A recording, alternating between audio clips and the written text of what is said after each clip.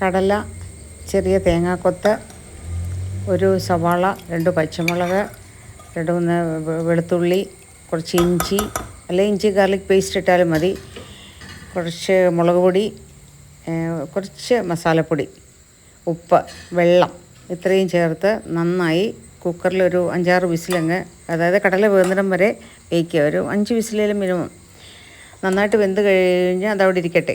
അപ്പോഴത്തേന് സൈഡിൽ നമ്മളൊരു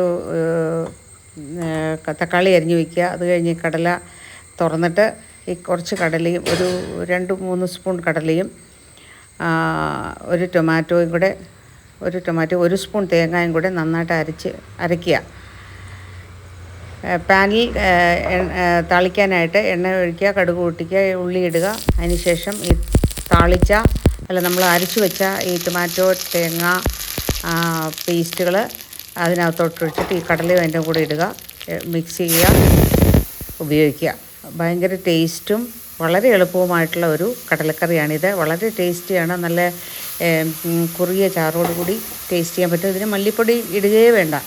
ഇട്ടാലും കുഴപ്പമില്ല, പക്ഷേ മല്ലിപ്പൊടി ഇടാതെയാണ് ഞാൻ ഉപയോഗിക്കുന്നത്. കറിവേപ്പിലയും ഉപയോഗിക്കണം കേട്ടോ. കറിവേപ്പിലയോ മല്ലിയിലയോ നിങ്ങൾക്ക് ആവശ്യമുള്ളവർ ഉപയോഗിക്കാം. ഞാൻ കറിവേപ്പിലയാണ് ഉപയോഗിക്കുന്നത്. പക്ഷേ ഇത് വളരെ ടേസ്റ്റി ആയിട്ടുള്ളതാണ്. ഇത് ഗോതമ്പ് പുട്ടിൻ്റെ കൂടെ കഴിക്കണം. ഗോതമ്പ് പുട്ട് ഞാൻ ഉണ്ടാക്കുന്നത് അടുത്ത വീഡിയോയിൽ ഇടുന്നതാണ്. അതും വളരെ ഈസി ആയിട്ടും ടേസ്റ്റി ആയിട്ടും ഉണ്ടാക്കുന്ന ഒരു ഗോതമ്പ് പുട്ടാണ്. വളരെ നല്ല കോമ്പിനേഷനാണ്. ഇത് നിങ്ങളെല്ലാവരും ഒന്ന് ഉണ്ടാക്കി നോക്കണം. എളുപ്പമാണ്. ഇതെല്ലാം കൂടെ കുക്കറിലാവുമ്പോൾ നമുക്ക് സെപ്പറേറ്റ് വഴറ്റുകയോ അങ്ങനത്തെ ഒന്നും ചെയ്യണ്ടല്ലോ. പെട്ടെന്ന് നമുക്ക് ഉണ്ടാക്കിയെടുക്കാം. രാവിലെയൊക്കെ ഉണ്ടാക്കാം. ടേസ്റ്റിയാണ്, യാതൊരു സംശയവുമില്ല. ഇത് എല്ലാവർക്കും ഇഷ്ടപ്പെടും. അപ്പോൾ എല്ലാവർക്കും നല്ല ഒരു പുട്ടിൻ്റെ റെസിപ്പിയും ഉടനെ വരുന്നുണ്ട്. അതും കൂടെ കണ്ടു നോക്കണം. അപ്പോൾ ഇത് രണ്ടും കൂടെ ഉണ്ടാക്കി ബ്രേക്ക്ഫാസ്റ്റോ ഈവനിങ്ങിൻ്റെ സ്നാക്കായിട്ടോ അല്ലെങ്കിൽ വൈകിട്ടോ ഒക്കെ ഉപയോഗിക്കാം. Okay, have A nice day.